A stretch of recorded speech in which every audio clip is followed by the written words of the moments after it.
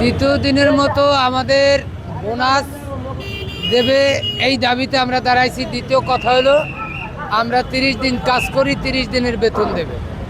সেখানে তারা 22 দিনের বেতন আমাদেরকে কালকে ছাড়ছে এবং আমাদের বোনাসটা আটকে রাখছে। এখন সিটি কর্পোরেশনে আমরা কাজ করি, 60 জন লোক তাকে বাদ দিছে। আজ পর্যন্ত তাকে কোনো টাকা পয়সা দেয় নাই। আর পুরু হাঙ্গাম বহুত কিছু করা হয়েছে, কিন্তু তারা মানে না। এখন মনে করেন আমার স্বামীও আছিল এই সিটি কর্পোরেশনে লেবার, কিন্তু এখন এই 2 বছর পর্যন্ত এখন হয়েছে, স্টক করছে 2 বার। আজ পর্যন্ত খালি বারবারই কইতেছে টাকা তোমাকে দিমু, তোমরা কাগজ দাও। কাগজ কয়েকবারই নিছে, কিন্তু কাগজের কোনো মূল্যায়ন হেরা করে নাই। খালি লেখায়। এই আজ 3 দিন ধরে আমরা এই মানববন্ধনে দাঁড়াইছি। আমাদের দাবি হলো এইটাই, আমরা 30 দিন কাজ করি, 30 দিনে আমাদের 22 দিনের বেতন দেয়। আমাদের 22 দিন তো বেতন দেওয়ার কথা না, আমাদের 30 দিনের বেতনই দেওয়ার কথা।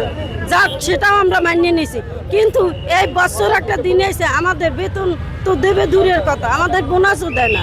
একটা বৈশাখী ভাতা, একটা ইফতার খোলার টাকা, এগুলো আমাদের দেওয়ার কথা, সব থেকে আমাদের বঞ্চিত করছে। শ্রম আইনের কোথাও বলা নাই যে শ্রমিকদেরকে গেজেট করে বোনাস দেওয়া বন্ধ করছে, এটা আমাদের জানা নাই। সেটা আমাদের মাননীয় প্রশাসক মহোদয় আছে, যদি গেজেটে বইলে থাকে যে বোনাস দেওয়া যাবে না, সেই গেজেটটা সে দেখাক। সেই গেজেটটার বিরুদ্ধে আমরা দুর্বার আন্দোলন করার মাধ্যমে গেজেট পরিবর্তন করে শ্রমিকদের যে ন্যায্য দাবি বেতন, বোনাস এবং 8 ঘন্টার পরে যেটা ডিউটি করবে সেটা ওভারটাইম দিতে হবে। এবং 160 জনের যে চাকরিচ্যুত করেছে, আপনারা জানেন যে অন্তর্বর্তীকালীন সরকারের আমলে সেই 160 জনের পরিবারকে ক্ষতিপূরণ নাহলে চাকরি দিতে হবে।